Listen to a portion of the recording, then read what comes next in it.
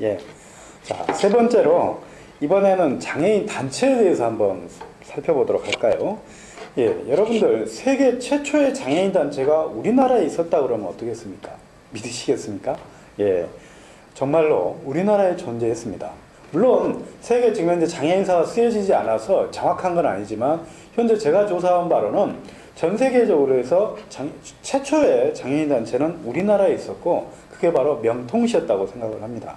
그래서요, 이번 시간에는 이 명통시에 대해서 자세히 한번 보도록 하겠습니다. 옛날에 장애인 단체는 어떻게 존재했을까? 그리고 그것들이 시대적으로 어떻게 변해왔을까를 자세히 살펴보겠다라는 겁니다. 첫 번째로요, 명통시는 그 조선 전기의 시각장애인 그 독경사 단체라고 그래서 우리가 보겠지만 그 당시에 시각장애인들은 전복과 독경, 음악을 주로 많이 했었는데 그 중에서 독경을 했다라는 겁니다. 그래서 매달 초하루 하고 그 다음에 보름날 한 번씩 모여가지고 경문을 외우면서 축수를 하는 것을 했었는데요. 여기 한번 잠깐 볼까요? 예, 이게 독경하는 모습입니다. 북이 쭉 내려와 있고 여기 이제 제사상에 차려져 있고 북을 두드리면서 이 시각장애인이 막 경문, 예를 들면 뭐 천수경이라든가 도교의 경전들을 막 읽으면서 어떤 그 집안에 그 액을 쫓아주거나 복을 기원해주거나 아니면 이런 병을 치료하는 이런 걸 했던 것입니다. 그래서 그 지금 명통시 같은 경우는 그 조직 자체가 굉장히 위계질서가 탄탄했다고 그럽니다. 굉장히 엄격했는데요. 이 그 높은 사람들만 방 안으로 들어갈 수 있고 높지 못한 사람들은 대부분 밖에서 이렇게 서서 대기해야 되고 또 마찬가지 대문에도 양쪽에 여러분들 그 관아에 가보면 어때요? 옛날 관아의 그 일종의 민속촌에 같은 데 가보면 두 사람이 딱 서서 창을 이렇게 마주대고 사람들의 출입을 딱 막았었는데 이 명통시에도 마찬가지 양쪽에 딱 사람이 서서 창을 딱 맞대면서 사람들의 출입을 딱 이렇게 막았다고 합니다. 이거 어떻겠습니까? 굉장히 위험있게 보였겠죠. 들어갈 때부터 또 안에 들어가서도 굉장히 다 그 서열 순서대로 쫙 앉아 있었기 때문에 일반 사람들이 접근하기에는 굉장히 상당히 힘들었을 겁니다. 그래서 이 명통시가 어디에 있었냐면 이 명통시는 이제 한양 5부의 시각장애인 독경사들이 모이는 곳이었었는데 이규경의 오주연문 장정상고에 보면은요, 도성의 남쪽 영의정 건너편에 있었다 이런 기록이 나오는데 지금이 어디가 있냐면 중구의 그 일종의 중부경찰서 자리가 아닌가 합니다. 그 자리가 바로 예전에 명통시 자리였다고 합니다. 그래서 그 중부경찰서에 혹시 지나다 보면 이 자리가 예전에 명통시 자리였다더라 한번 생각을 해보시기 바랍니다. 그리고 명통시는 그럼 어떻게 이게 설립이 됐었을까? 이 명통시는 일단 조선 정부가 시각장애인들을 위해서 설립해 준 것입니다. 그야말로 이거는 그냥 민간단체가 아니고 공적기관이었다라는 겁니다. 원래 이 명통시를 보통 사람들은 지금 현재 명통사로 해석을 하는데 절사자가 아니고 관청시자를 써서 명통시라고 해야지 정확한 표현입니다. 이것은 제가 생각한 게 아니고 바로 벌써 이규경의 오주전문 장정상고에 보면은 이걸 관청으로 봐야 된다고 해서 이미 명통시라고 표현해야 된다고 나와 있다라는 것이죠. 근데 현대 역사가들은 절사자라고 표현해서 무조건 명통사라고 그러는데 그게 아니고 명통시라고 그런 겁니다.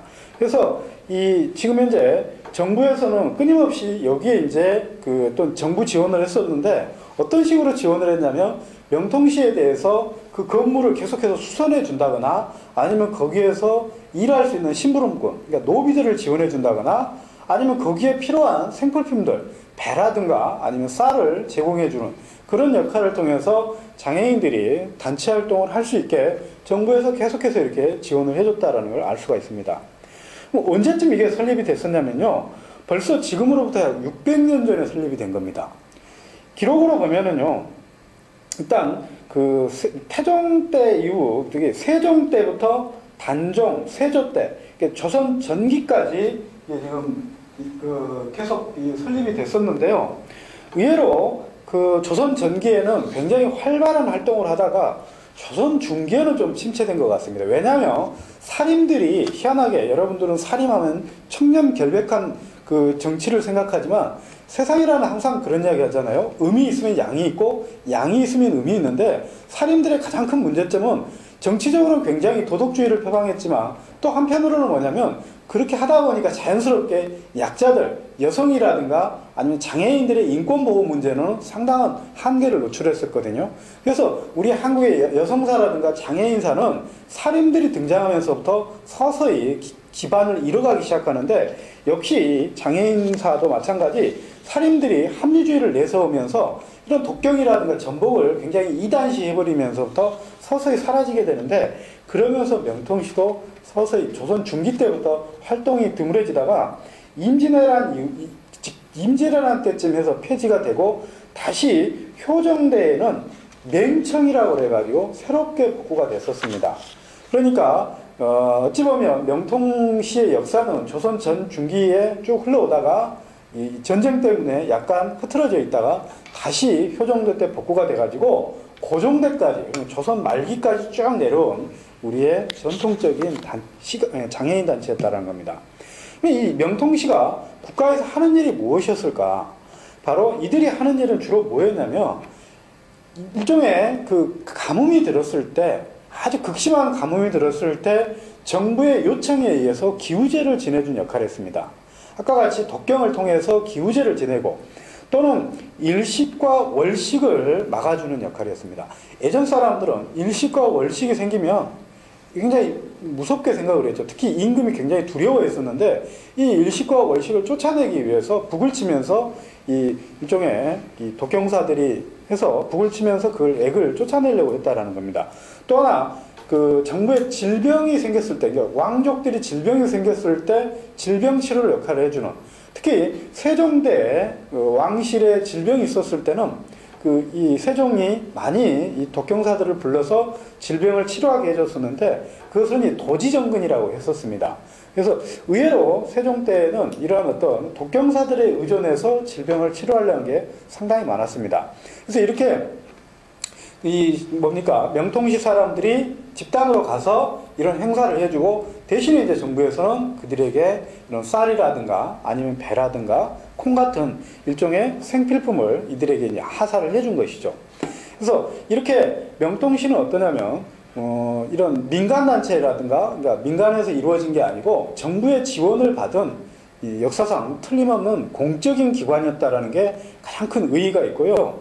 그리고 지금으로부터 벌써 600년 전에 우리나라에 이런 그 장애인 단체가 있었다라는 게 상당히 놀랄만한 사실이라는 것입니다. 그래서 이러한 제도들을 지금 현 정부뿐만 아니라 지금 사람들도 좀 참조를 해서 더 나은 단체를 만들어서 그리고 참 재밌는 거는 정부에서 끊임없이 관심을 기울여지고 이 사람들도 정부에 대해서도 굉장히 여러 가지 역할을 함으로써 자기들의 그 어떤 그 단체의 설립 목적에 맞게 계속해서 활동했다라는 거 이런 점들이 굉장히 우리가 주목할 부분이 아닌가 생각을 합니다.